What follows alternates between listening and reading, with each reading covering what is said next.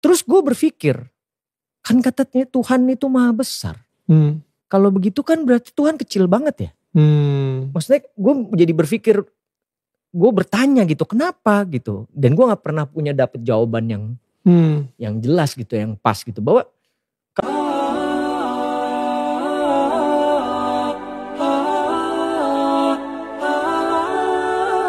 selama perjalanan itu timbul banyak sekali pertanyaan. Jujur pada saat itu hal yang paling juga membuat gue bertanya adalah ada waktu itu guru agama gue yang selalu mention bahwa orang yang di luar agama yang ini akan masuk neraka. Ya. You know what I mean? Ya. Sedangkan pada saat itu gue lagi dalam proses pencarian gitu, pengen tahu. Terus gue berpikir, kan katanya Tuhan itu maha besar. Kalau begitu kan berarti Tuhan kecil banget ya. Maksudnya gue jadi berpikir, gue bertanya gitu, kenapa gitu. Dan gue gak pernah punya dapet jawaban yang jelas gitu, yang pas gitu. Bahwa kalau Tuhan maha besar, berarti dia ngelihatnya gak dari sisi itu gitu. Tapi ngelihatnya dari, kasarnya gini. Let's say gue dari agama A, ini agama B gitu ya. Kita gak usah nyebut ini agama A, B. Yang A meyakini bahwa kalau yang gak di A, lu masuk neraka. Akhirnya yang A stick dengan dia jalanin ini kan. Dengan keyakinan bahwa dia akan masuk surga. Tapi kehidupannya dia kacau balau. Nah yang ini, walaupun dia sudah dapat stigma bahwa lo tidak akan masuk surga. Tapi dia menjalani kehidupan dengan baik dan benar. Dia berbuat sesuatu demi kebaikan orang lain.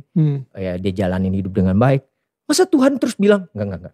Lo masuk. Kasarnya gitu ya, kalau misalnya di pikiran gue gitu. Lo masuk neraka tetap. Karena lo gak gitu. Buat gue itu sebuah pertanyaan yang bikin gue terus berjalan. Tapi di mana letak keadilan Allah? Kalau ada orang beriman berbuat maksiat saat di dunia, kok bisa masuk surga saat di akhirat? Sementara ada orang tidak beriman, amal baiknya kelihatan banyak di dunia. Bantu orang, gak pernah mabuk, gak pernah bunuh orang, gak pernah macam-macam, suka bantu, suka nyumbang, suka macam-macam. Tapi dia nggak beriman, kok bisa masuk neraka? Di mana keadilan Allah? Halo? Pernah dengar pertanyaan ini? Itu pertanyaan itu, kalau muncul sekarang, itu sebetulnya pertanyaan yang telat. 15 abad yang lalu sudah ada pertanyaan serupa. Nah, siapa yang bertanya itu? Sayyidah Aisyah Ummul Mukminin radhiyallahu taala anha bertanya kepada Nabi, ya Rasulullah, itu si fulan belum beriman tapi amal baiknya kelihatan banyak banget, suka bantu, suka nyumbang, suka ini, suka itu, nanti di akhirat masuk surga enggak? Anda tahu, begitu pertanyaan itu muncul, yang turun langsung surah dengan namanya Al-Furqan, ayat yang ke-23. Tuh. Ya, kalau Anda nggak belajar nih isi-isi di Quran, kadang-kadang tuh logika semacam ini kalau iman kita lemah itu bisa langsung jatuh seketika. Dan ketika jatuh pada titik nol itu mudah diarahkan kemanapun. Hati-hati. Wa qadimna ila ma amilu min amalin faja'alnahu haba'an manthura. Quran surah ke-25 ayat 23. Hambaku, aku ciptakan kau itu untuk banyak ibadah, jangan banyak mainnya. Wa ma khalaqtul jinna wal insa illa liya'budun. Wa qasamtu laka rizqaka fala tat'ab. Dan kamu mesti yakin aku telah tentukan kadar rezekimu, jangan terlalu lelah. Kerja ini hanya untuk mengumpulkan. Aku udah bagi, kamu berikhtiar, kamu dapat. Kamu mendekat kepada saya untuk ibadah, saya berikan keberkahan dan luaskan rezekimu. Kamu tinggalkan saya untuk mencari dunia, maka saya akan buat kamu sibuk dalam urusan dunia. Kamu merangkak mencari dunia, sibuk, malam mikirin dunia, sore mikirin dunia, siang mikirin dunia. Dan kata Allah, saya pastikan kamu pun tidak akan meraih lebih daripada apa yang telah aku tetapkan untukmu. Di bawah secapek Anda pun dapatnya cuma segitu juga. Jangan terlalu banyak mainin. Nah, jadi kalau kita ingin bicara surga dengan neraka, fokus baik-baik, maka tempat yang dibicarakan bumi atau akhirat? Saya ulang. Di bumi ada surga tidak? Tidak. Ada neraka tidak? Tidak. Nah, di mana ada surga? Di akhirat. Kan pertanyaan tadi, kenapa dia tidak masuk surga, yang lain masuk surga? Berarti Anda sedang bicara hukum akhirat, bukan sedang bicara hukum dunia. Jelas? Nah, dalam kaidah mengatakan di setiap tempat yang berbeda pasti memiliki hukum yang tidak sama. Jangankan masalah akhirat, di bumi saja kalau tempatnya beda hukumnya tidak sama. Toilet Lebak Bulus akan beda dengan toilet Kampung Rambutan. Di sini bayar 1.000, sana 2.000. Parkiran sini 3.000, parkiran sana 4.000. Anda ke GGP dengan Grand Mall, jangan harap kemudian bayarnya sama. Saya dari GGP bayarnya segini, kenapa di sini beda? Kalau mau sama, Bapak parkir di Grand Mall sana, bayarnya ke sini. Silahkan. Oh, itu baru hukum dunia. Maka apalagi ketika Anda akan bawa ke hukum akhirat. Kalau Anda ingin pindah ke tempat yang lebih hebat lagi, tempat yang lebih bagus lagi, maka jangan samakan dengan hukum yang pernah Anda dapati saat berada di bumi. Makanya jangankan hukumnya, benda-benda bumi pun gak akan dibawa ke akhirat. Makanya ketika seseorang kemudian wafat itu artinya meninggalkan bumi, meninggalkan dunia, maka disebutlah kemudian telah meninggal dunia. Kenapa kalimatnya meninggal dunia? Orang sudah paham kok, wafat juga cukup wafat. Kenapa kalimat meninggal dunia dimunculkan? Maksudnya semua hukum-hukum dunia, bekal-bekal dunia akan ditinggalkan ketika dia meninggalkan tempat ini. Ayo, antum yang kumpulkan uang yang banyak, antum kumpulkan handphone yang banyak, yang paling canggih, kumpulkan mobil yang paling hebat, luaskan rumah antum, silahkan. Cuman saya kasih tahu dari sekarang, begitu antum meninggalkan dunia, antum akan meninggalkan semua yang antum banggakan itu. Nggak usah takut kalau Anda disebut oleh sementara orang kamu nggak kaya, nggak apa-apa, cukup hidup. Toh orang kaya juga kalau meninggal nggak akan dibawa kekayaannya. Silahkan cek, gelarnya sama, tinggalnya sama dalam tanah. Nggak percaya silahkan, dia meninggal, antum meninggal, sama aja. Nggak ada orang dikuburkan dengan mobilnya, dikuburkan dengan handphonenya, dengan rumahnya, dengan kebanggaannya, nggak ada. Kenapa? Karena yang dibawa ketika dia pulang ke tempat lain bukan bekal dunianya, ini habis, tinggal. Apa yang dibawa ke akhirat? Yang dibawa itu bekal amal akhirat, bukan dunia. Jadi tidak adil kalau ada orang ke akhirat bawa bekal dunia, itu nggak adil. Yang adil itu siapkan bekal akhirat. Begitu kamu ingin ke sana, bawa bekal itu. Jelas? Nah sekarang persoalannya, apa bekal akhirat itu? Bekal akhirat itu cuma dua. Kalau ingin masuk surga, dua bekalnya. Satu iman, kedua amal soleh. Saya ulang. Satu iman, dua apa?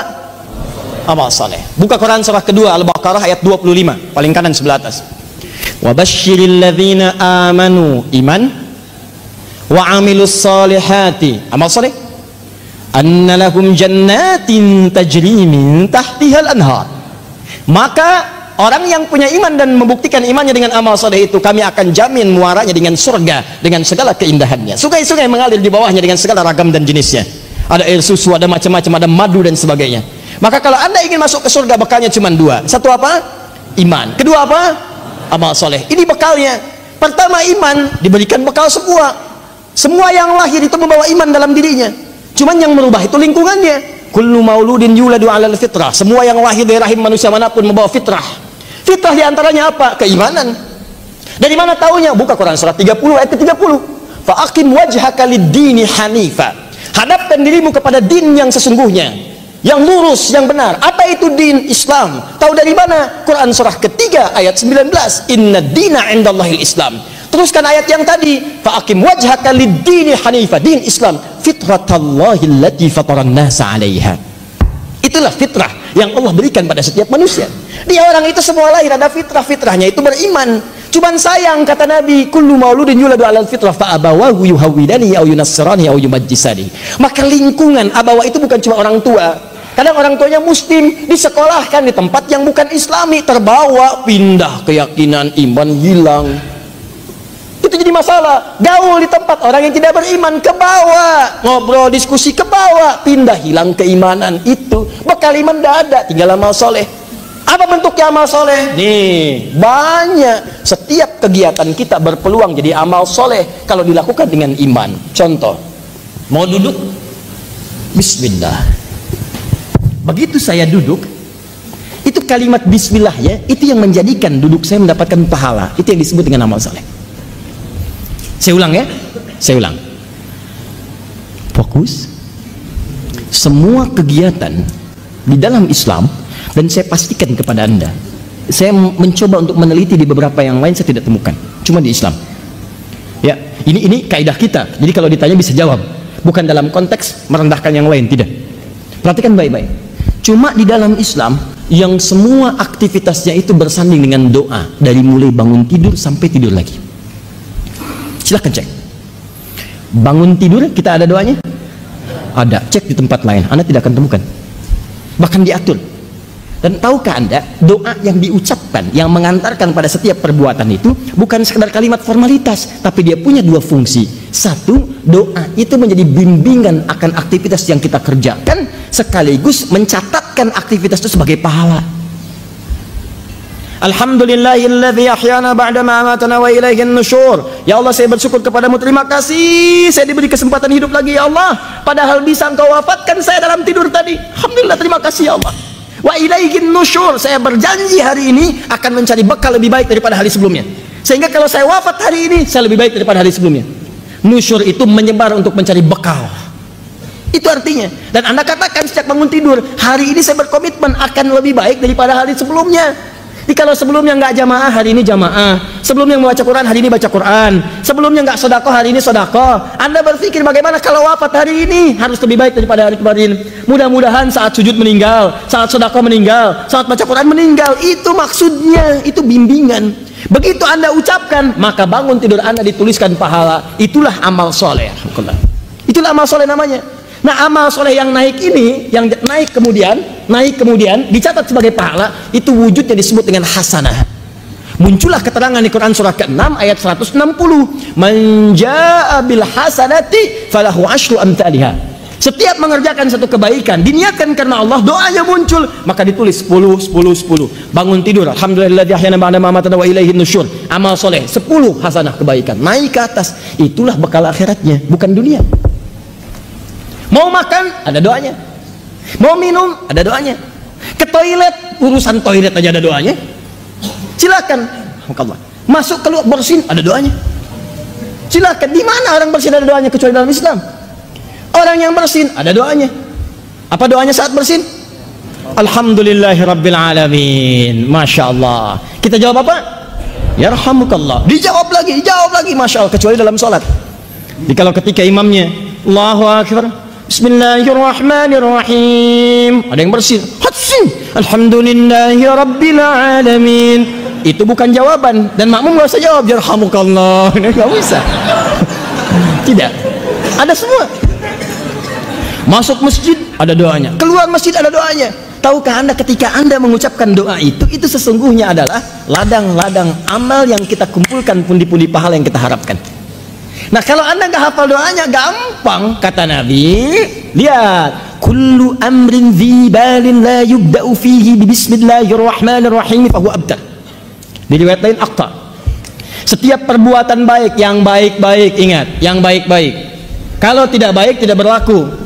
Setiap perbuatan baik yang diawali dengan bismillahirrahmanirrahim. Paling singkat bismillah. Anda nggak hafal doanya, ucapkan bismillahirrahmanirrahim. Anda mau minum, bismillahirrahmanirrahim.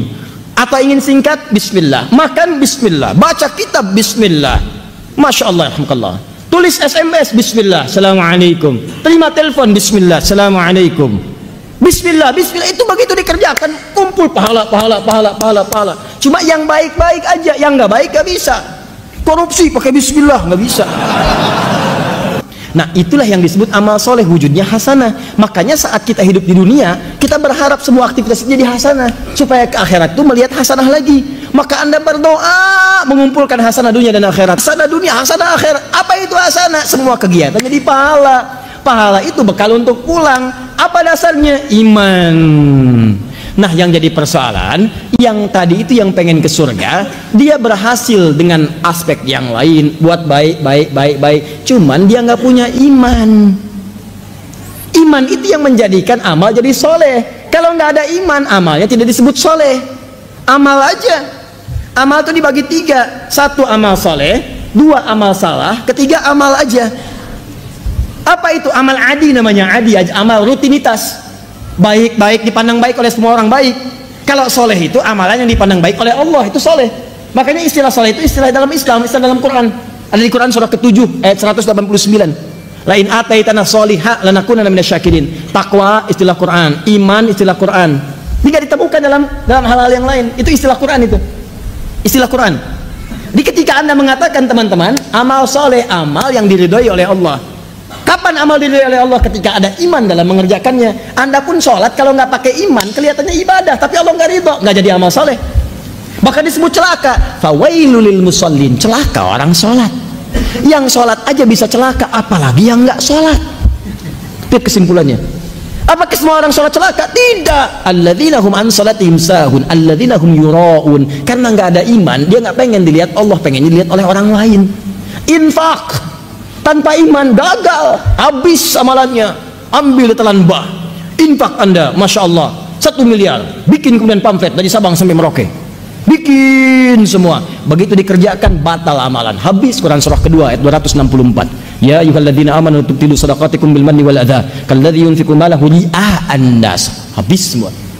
Nah, teman kita ini dia lulus pada ujian yang lain tapi tidak lulus dalam aspek keimanan, sehingga amalnya tidak menjadi amal soleh, hanya amalan rutinitas saja.